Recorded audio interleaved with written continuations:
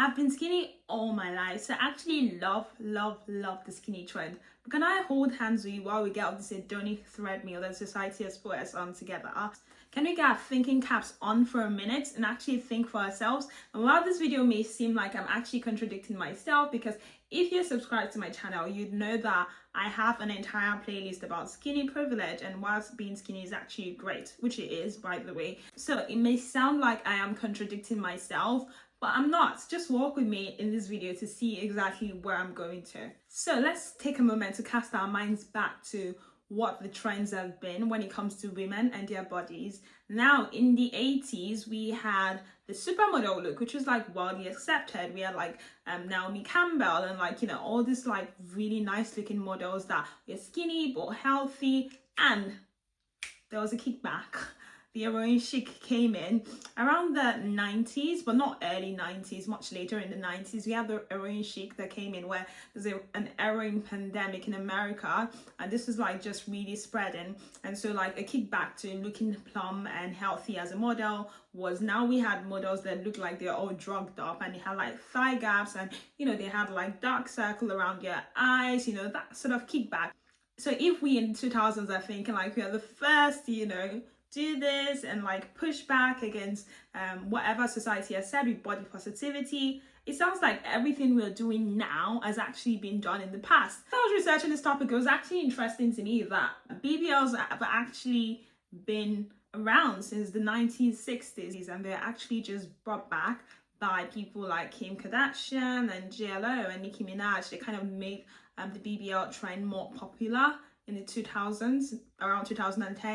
And when the BBL trend really kicked in, it gave rise to things like body positivity. And aside that, many people were trying to mirror this BBL look, right, by adding weight and taking like medication sometimes to get people to get on weight in the right places or in the wrong places, or just getting on weight in general because it was trendy. Now let's cast our mind back. So we had the 80s model look that was trendy in the 80s, and then we had heroin chic sometimes in the 90s that was also trendy, and then comes like 2000s and around 2010 when people like Nicki Minaj and Kim K actually popularized the BBLs, and like it was all trendy, wasn't it? And so people were always keen into it. So it sounds like everything we're doing has sort of been done before. Still come with me, we're not done. So BBL trend made people sort of like accept themselves more, especially like people on the bigger end, and people that are skinny then had to look like, oh, BBL way, or like skinny thick, or just get thicker in some way, because you know what, thick thighs save lives. And then this BBL trend also helped people like accept themselves, which is seen as a generally positive thing in media, self-acceptance.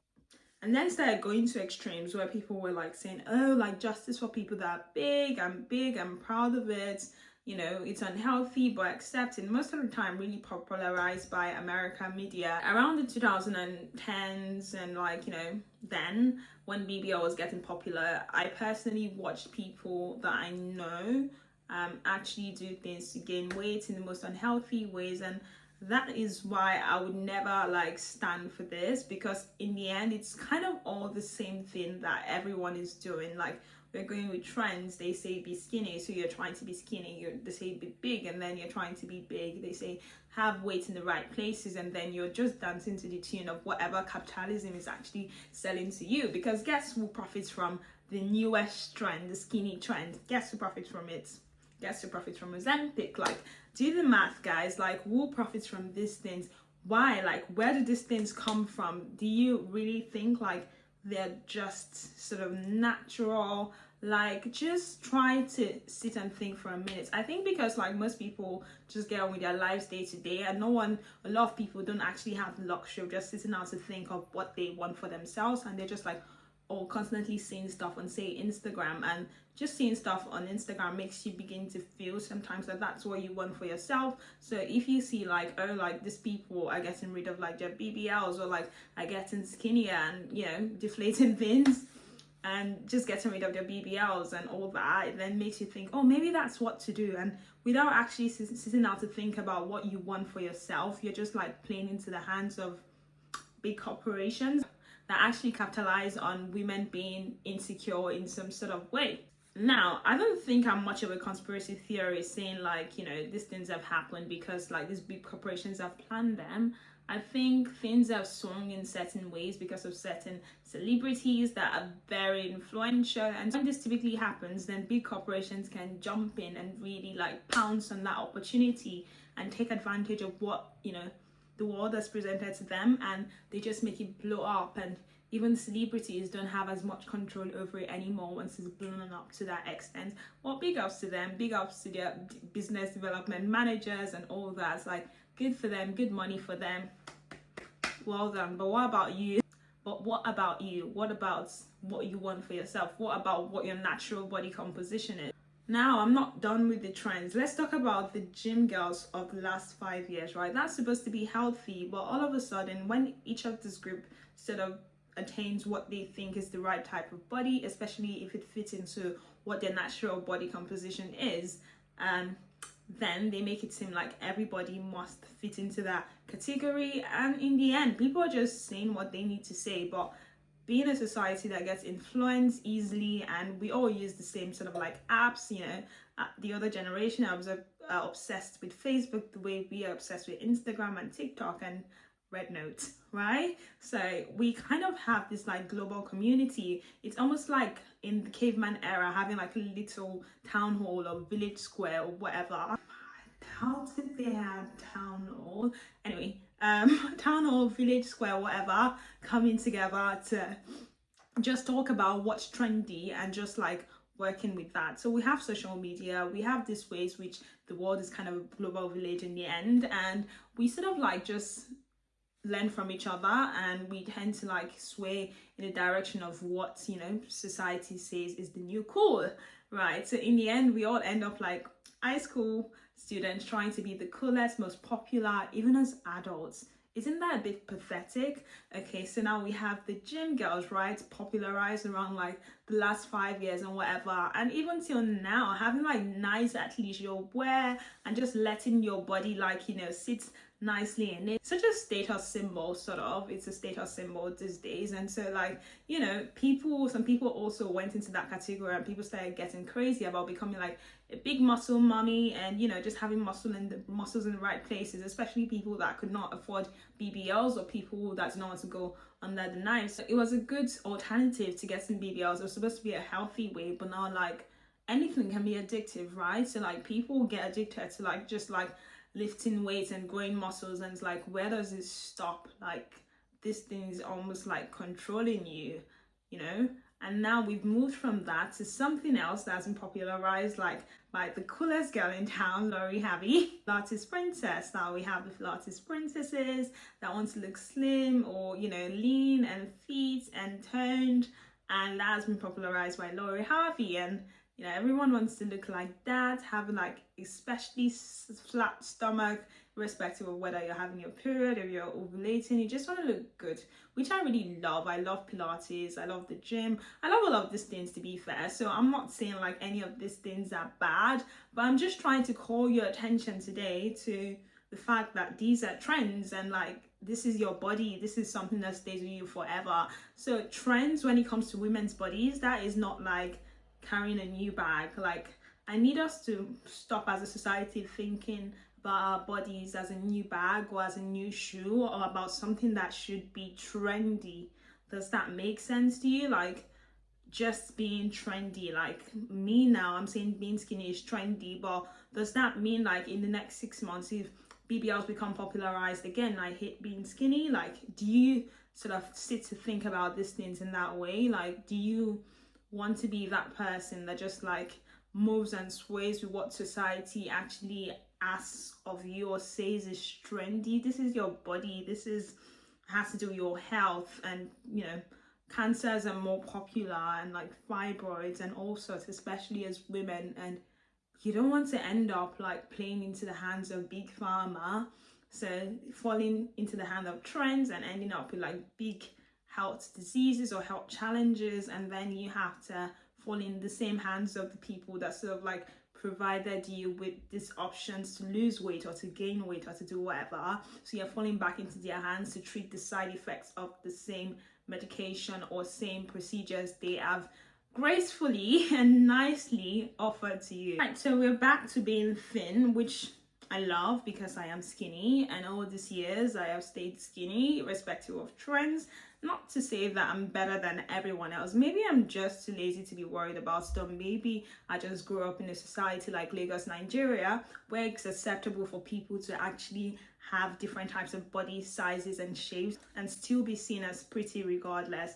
Many people went for Dirty December to Lagos of recent, and one big thing I kept seeing recurring in people's TikTok videos was like, oh my god, Lagos is so nice and the girls are so pretty. Oh, Lagos men can't stay from cheating, because everywhere you turn there's like the slim girl that's really pretty, and there's like the BBL baddie that's really pretty, and there's the gym girl that's really pretty, and there is the girl that is like supermodel looking but she's also really pretty. Like, I loved growing up in Lagos, Nigeria, because like there was literally a lid for every pot. Like, no matter how you looked, there's people, even if you're doing it for attractiveness, there's people that liked different type of skin tones and different kind of shapes and different types of,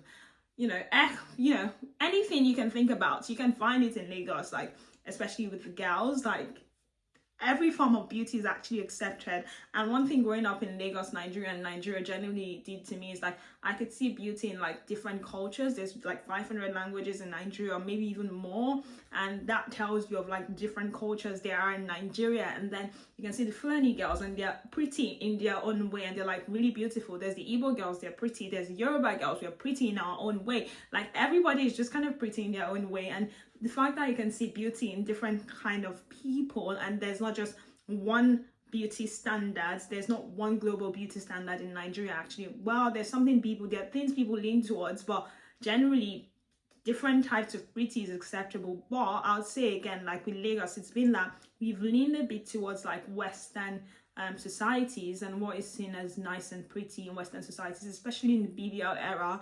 I know the Lagos girls leaned towards that, but not in the way it's happened in the West, such that, okay, now this is the only standard of beauty we are looking at.